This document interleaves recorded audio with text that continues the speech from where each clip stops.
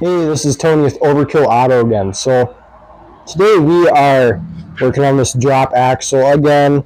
This is going to be part two, pretty much. Might just put this in one video, I don't know. Alright, so anyways, just to recap of what we're doing. So in the last part, you saw that I assembled the Sears drop axle. As you can see now, I got it kind of assembled here. And well, now it's in there, so there's just some more cutting and adjusting I gotta do, and then I might have to run to town and grab a bolt or something to put in here so it doesn't have all this slop.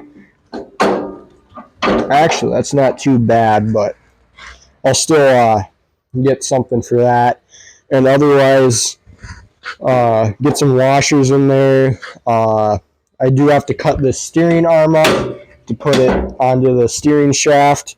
Otherwise, everything's going together pretty well. Yeah, I mean, it's actually coming together pretty well. I'll put some pictures on the screen here so you can see it, how it was stanced. It was pretty freaking mean if you ask me. So let's get into this video. Alright, so I'll bring you right over here. See here. Hey, just gonna pause this right here. So I'm just gonna let you guys know the video of me taking out the axle was very crappy. Audio was probably worse than it is now, and it was just, I couldn't find any good clips from it because it's just, video quality was bad. There was no good angles showing you guys how to do it. So if you got the motor out, it's pretty self-explanatory. There's a pin going to the axle, and then there's a little nib just like it is on the clutch. You can tap that through, and then you should be able to get that pin out holding the axle, and the axle should just drop out if you have everything disconnected. Alright, steal you.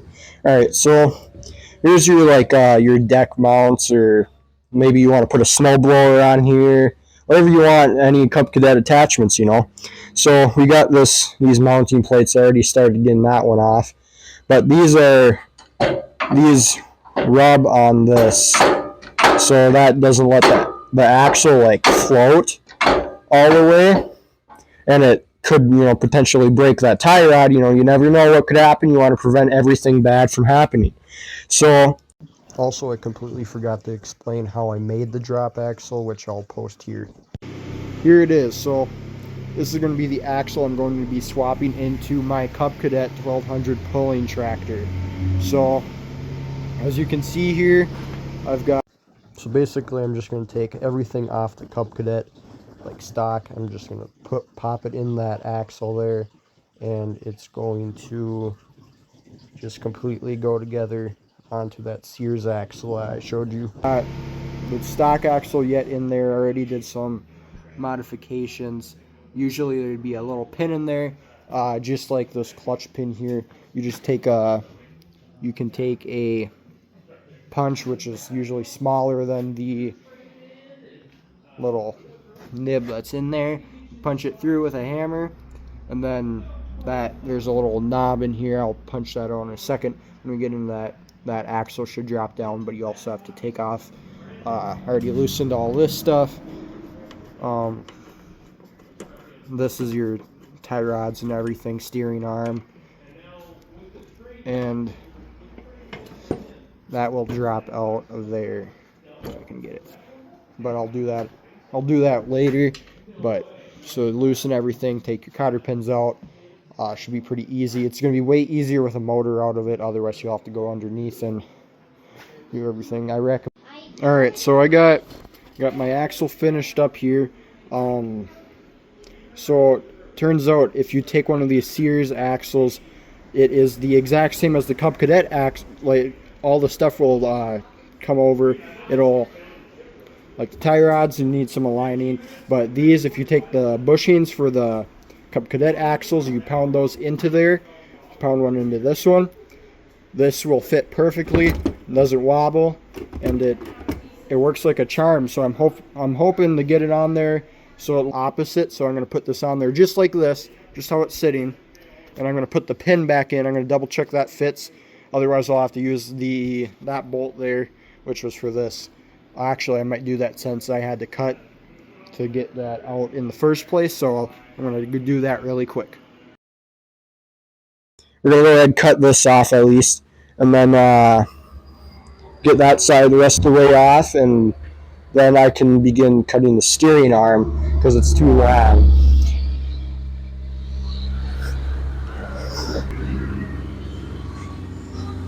Alright, so I'm just going to time lapse this and get this done for you guys.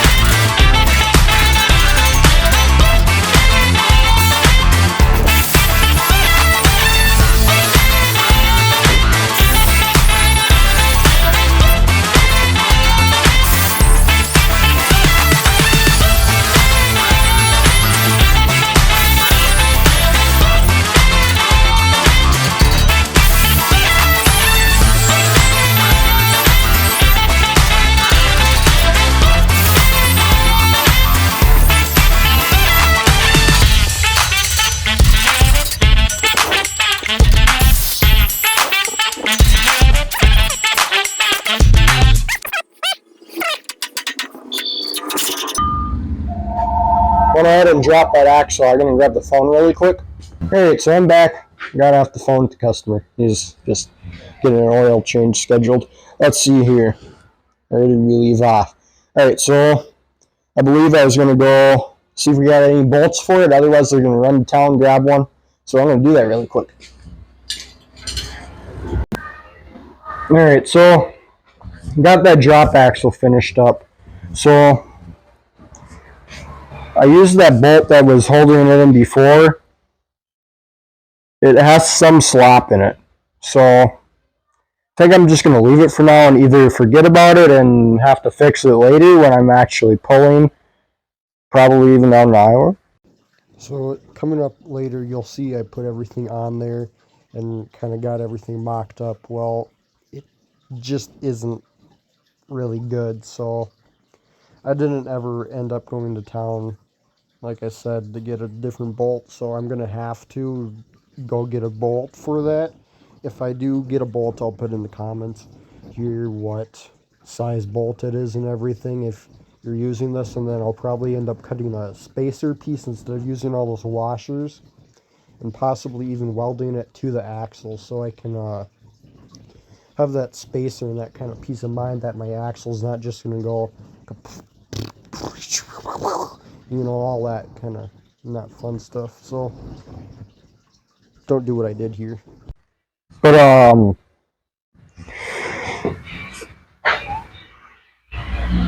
here, I'll just show you guys. Yeah, this is up and down, but this side to side stuff, I could put bumpers like inside this frame here,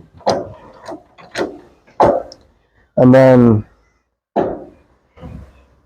oh shoot, I don't even know if you guys seen that, I was freaking wandering off, but put like bumpers in there maybe, or possibly like I could weld a nut on here, drill through, weld a nut on there, and then like use that as a bumper on either side, or,